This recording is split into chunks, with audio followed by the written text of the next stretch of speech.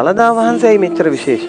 බුදුරජාණන් වහන්සේගේ අනෙක් හැම ධාතුන් වහන්සේ නමකටම වඩා වැඩිම 이르දි ප්‍රතිහාර ප්‍රමාණයක් පෑවේ අපේ දළදා මාලිගාවේ දළදා වහන්සේ. ඒකයි අපිට විශේෂ.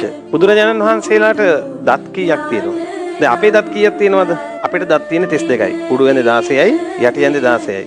බුදුවරුන්ට දත් තියෙනවා 40ක්. දන්ත ධාතුන් වහන්සේලා 49ක් බුදුරජාණන් වහන්සේලාගේ ශ්‍රී මුඛයේ වැඩ ඉන්නවා. වීසති වීසති සේත සුදන්තෝ කියන්නේ ඒකනේ. 20 බැගින්නු කියන්නේ උඩු ඇඳේ 20යි, පහළ ඇඳේ 20යි. සේත සුදන්තෝ සුදු වර්ණයෙන් බැබලෙනවා. දැන් අපේනේ කහ පාටයි දුඹුරු පාටයි ඔක්කොම තියෙන්නේ නේද? බුදුරජාණන් වහන්සේලාගේ එහෙම නැහැ. ඊළඟට බුදුරජාණන් වහන්සේලාගේ මේ දත් අතර හිදැස් නැහැ.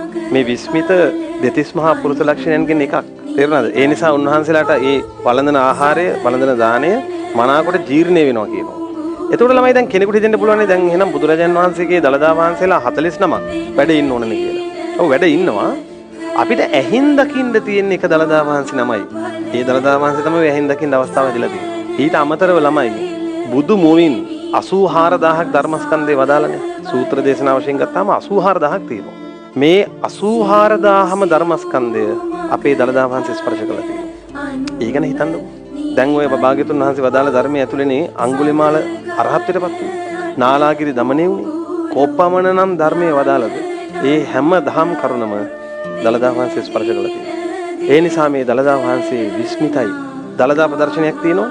ඒ ප්‍රදර්ශනයේදී දළදා වහන්සේව දකින්න කියලා හිතාගෙන ගෙදරින් ඔය දරුවෝ එක අඩියක් තිබ්බද ඒ පොලිමේ ඉඳලා හිමින් ඉස්සරහට තියෙන අඩියක් ගානේ බුදුරජාණන් වහන්සේ බැහැ දකින්න යන පින රැස් වෙනවා.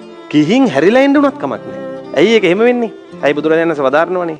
භාග්‍යතුන් වහන්සේගේ ශ්‍රී දේහේ අබෑටයක් පමණ වූ ධාතුන් වහන්සේ නමකට පවා ජීවමාන බුදුරජාණන් වහන්සේ සංඥාවෙන් වැන්දොත්, පිදුවොත්, දන් දුන්නොත් ඒක භාග්‍යතුන් වහන්සේට කරපු වන්දනාවක් හා සමානයි කියනවා. ඒක භාග්‍යතුන් වහන්සේට පිදු දානයක් හා සමානයි කියනවා. සෙල්ලන්නේ නැහැ. එතකොට මේ දන්ත ධාතුන් වහන්සේ ගිහිල්ලා දළදා වහන්සේ දැක ගන්න ලැබුණොත් කවර කතාවද? ඒ නිසා ඔය දළදා ප්‍රදර්ශනයට යනකොට පොලිමේ ඉන්නකොට ඒ පොලිමේ ඉන්න අනිත් අය ගැනත් ඒ චේතනාවම තියාගන්න මේ හැමෝම බුදුන් දකින්න යන්නේ. තරහමර හදාගන්න එපා. හැමෝම හැමෝටම උදව් කරන්න.